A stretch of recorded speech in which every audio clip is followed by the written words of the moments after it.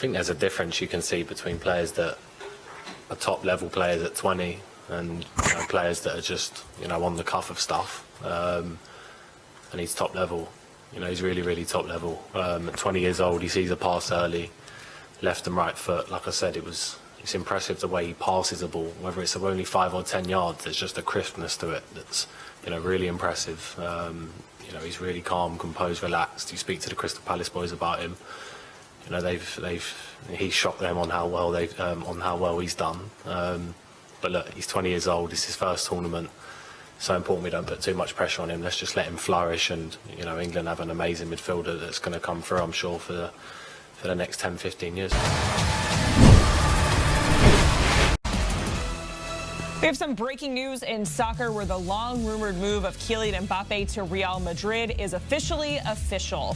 The Spanish giant signed the French international and former PSG superstar to a 5-year contract. It's just an example of the rich getting richer. Real Madrid just won its record 15th Champions League title this past weekend and 36th La Liga crown earlier this month. Here's more on the Mbappe news from our friends at Golazo.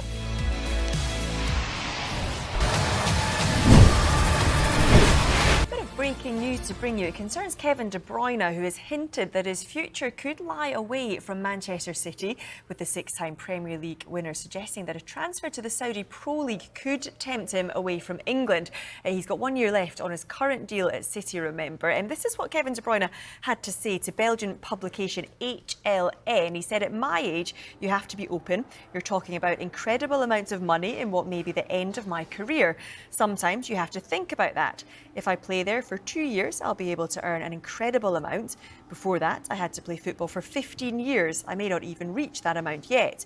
Then you have to think about what that could mean next. But at the moment, I haven't had to think about that yet." He goes on to say, "For my wife, Michelle, an exotic adventure is okay. These are also conversations that we are increasingly having as a family."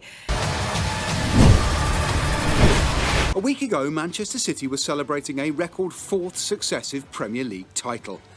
Now, the Abu Dhabi-owned club want to flex the financial muscle that helped them triumph, suing the league over rules they agreed designed to prevent the richest clubs from distorting competition on and off the field.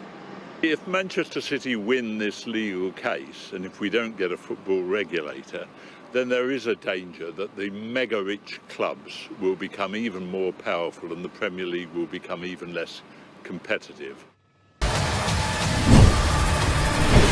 But we do start with the big breaking news that we brought you in the last half an hour. Premier League clubs have today voted in favour of keeping VAR. James Savundra is alongside me now for much more. Just give us a little bit of an explanation of what's happened, the voting process and how it's all worked. Yeah, so last month Wolves triggered this vote which took place today at the Premier League AGM. So we had the vote on whether or not to abolish VAR. Now, we didn't expect that Wolves would get the votes required. They needed 14 votes, a 14-vote majority, to see VAR abolished. The majority of clubs like VAR. They simply want to see it improved. But for Wolves, a real failure when it comes to gathering enough votes today, because they simply received just one vote, and that was Wolves themselves. So the 19 other Premier League clubs have voted to keep VAR. The news coming in from Brighton is that they have now got another candidate in their mind, and it's the St Pauli manager, Fabian Hürzeler. They're continuing their hunt, of course, following the departure of Roberto De Zerbi. Now, he's 31 years of age, and they've identified him following their data-led analysis. And I can tell you what he's done. He led St Pauli to the Bundesliga 2 title this season, so he comes with a good CV, but they are looking at the possibility of appointing Hürzeler, and if he did move from Germany to England, he would become the youngest manager in Premier League history at the tender age of 31. As we said, so Graham Potter not interested in going back to Brighton.